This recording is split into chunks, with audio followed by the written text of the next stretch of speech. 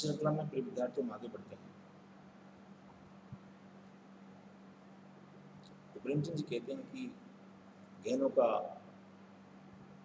मरज न जाने इस दरिद्र देश में कैसे फैल गया। जिन लोगों का भोजन का ठिकाना नहीं, वे भी गहनों के पीछे प्राण देते हैं। हर साल अरबों रुपए केवल सोना चांदी खरीदने में व्यय हो जाते हैं। संसार के और किस देश में नए धातुओं को इतनी खपत नहीं, तो क्या बात है अन्य देशों के व्यापार में लगता है, जिससे लोगों की परवरिश होती है और धन बढ़ता है। या धन श्रृंगार में खर्च होता है, उन्नति की उपकार की जो संगतियाँ हैं, उन दोनों का ही अंत हो जाता है। बस ये समझे कि इस देश में लोग जितने ही मूर्ख होंगे, जेवरों का प्रचार उतना ही अधिक। इस गद्यांश के माध्यम से विद्यार्थियों, प्रेमचंद जी ने ये कहा है कि लोग खाने के लिए भोजन नहीं और पहनने के लिए कपड़े नहीं, बावजूद इसके उनका मन सोना चांदी खरीदने के लिए होता है, आभूषण खरीदने। यहाँ प्रेमचंद जी ने कोई आभूषण को बहुत अच्छा नहीं बताया है और किसी रूप में उसकी उपेक्षा करने का प्रयास किया, उसकी बुराई की है। आप देखिए, कई साल पहले, कई दशकों पहले प्रेमचंद जी ने गहनों का इतना विरोध किया है।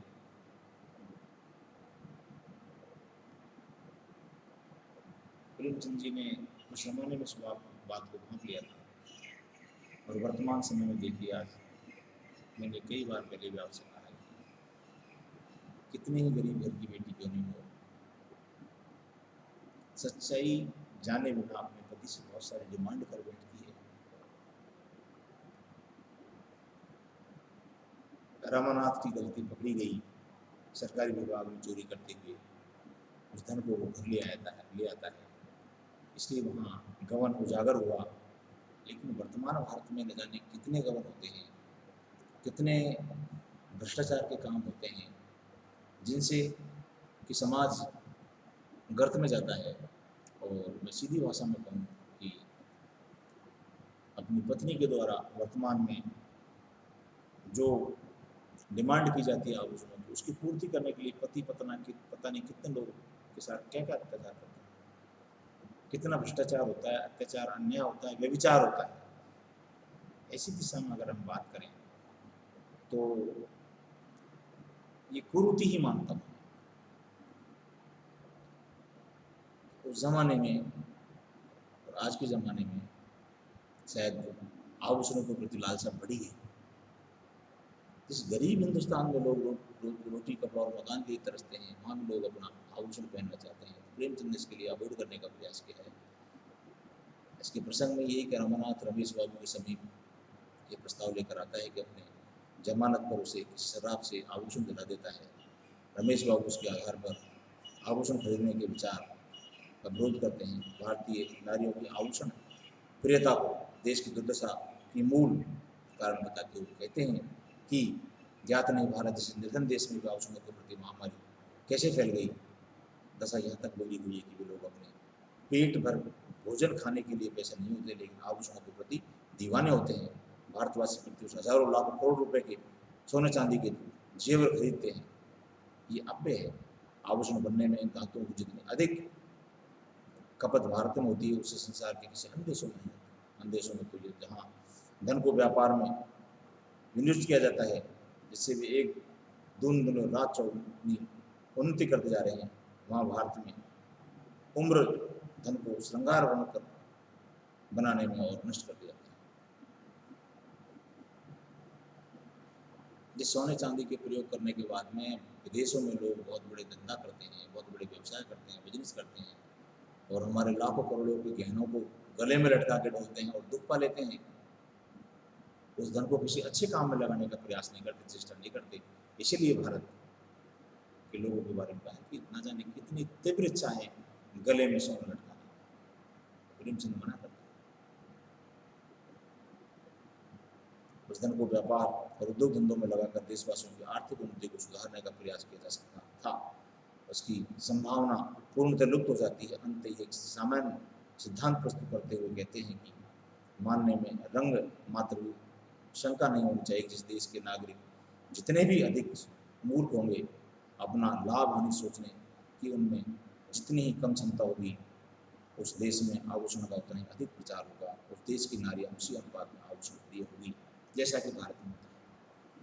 कहने का तात्पर्य ये इस व्याख्या में विद्यार्थी कहने का प्रयास किया गया लेखक ने कि जिस देश में जितनी मूर्खता होगी, नारी आभूषणों की ज़्यादा डिमांड करेगी और शायद वो देश ज़्यादा विकास नहीं कर पाएगा। ऐसी स्थिति में विशेष रूप में मुंशी प्रेमचंद यही कहा है कि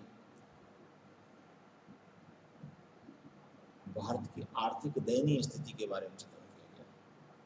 मैं फिर कहूँगा, जिनके माथे कर्ज है, जिनको रोटी और कपड़ा और व्यवसाय की कमी है, उनको धन अर्जन करने की या धन गहने खरीदने की कोई जरूरत नहीं है, क्योंकि उसका कोई पॉजिटिव रूप देखने के लिए नहीं मिलता है। आभूषण प्रियता का मूर्खता से गठबंधन करके उन्होंने शिक्षित वर्ग को इस बीमारी से यथासंभव दूर रखने का प्रयास किया। शिक्षित समाज को प्रेमचंद जी कहना चाहते हैं कि कम से कम और नहीं तो जो पढ़ा लिखा समाज है, पढ़ा लिखा वर्ग है, वो तो कम से कम इस पाप से दूर रहे और अपने आप को सही रास्ते पर चलाने का प्रयास करे। क्योंकि जो सबसे अधिक फॉलोवर होते हैं गरीब और मध्यम परिवार को अमीरों को होते हैं। अमीरों की बहन बेटी और औरतों के गले में जब ये गरीब घर की बेटियां आभूषण देखते हैं, उनके मन में भी एक लालसा पैदा होती है कि क्यों नहीं हम भी आभूषण धारण करें।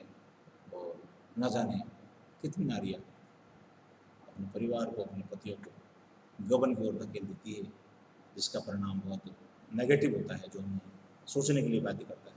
मेरे प्यारे विद्यार्थियों, इस मौके पर मैं यही कहना चाहूँगा कालांश के माध्यम से कि हमारी इच्छाओं को इतना ऊंचाई मत दो कि आप उस उड़ते उड़ते आपके पंख टूट जाए।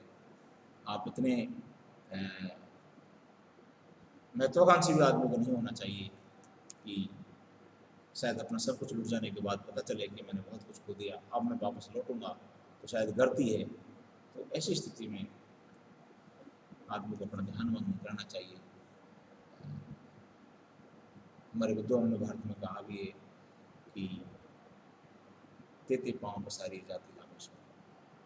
इंसान को अपने जीवन में भी अपनी आवश्यकताएं उसी अनुसार बनानी चाहिए जितनी वो पूरी कर सके। जितनी लंबी हमारी शौर है, जितनी हमारी रजाई है, जितना लंबा हमारा कंबल है, उतने ही लंबे पैरों करना चाहिए ताकि एक बहुत बड़ी समस्या से बचा जा सके। क्योंकि आपकी जो एज है, आपकी जो ज़िंदगी की अभी शुरुआत है, उस ज़िंदगी की शुरुआत में विद्यार्थियों हम ये देखते हैं कि आपके मन में अब गहनों के प्रति लालसा बढ़ेगी। विशेषकर मैं छात्रा महिला कॉलेज के प्रोफेसर होने के नाते आपसे ये कहूँगा कि ऐसी कोई भी बुराइयां मन में ना पालें, ऐसी कोई सी भी महत्वाकांक्षाएं मन में नहीं पालें, ऐसी कोई सी भी अति उत्साह में सोची हुई बातें अपने दिमाग में नहीं लाएं कि उनसे आपके परिवार को नुकसान हो, डैमेज हो, रिश्ते खराब हो, आपके अपने लोग आपको कर ताना देना पड़े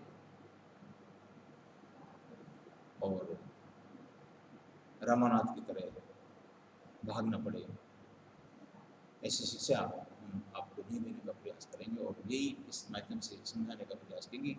वर्तमान एजुकेशन से हम जो कहना चाहते हैं और जो आप सुन रहे हो वो यही है कि बुरे विचारों से बचना चाहिए, अच्छी संगत करनी चाहिए। और जहाँ बुरे धन की लालसा है, बुरे पैसे की लालसा है, हमारे खून में नहीं होनी चाहिए, ताकि हमें, हमारे परिवार को और हमारी आने वाली औलाद को इस चीज़ का एक सहारा मिल सके कि ईमानदारी का कमाया हुआ पैसा ही आदमी के जीवन में काम आता है। बेईमानी का पैसा कमाया कभी काम नहीं आता। बेईमानी का रास्ता बहुत बुरा होता है। चोरी करने वालों की न तो लंबी उम्र होती है और न उनके बड़े घर होते हैं, उनका अंत बहुत कम समय में हो जाता है। इसलिए बुरे रास्ते पर आदमी को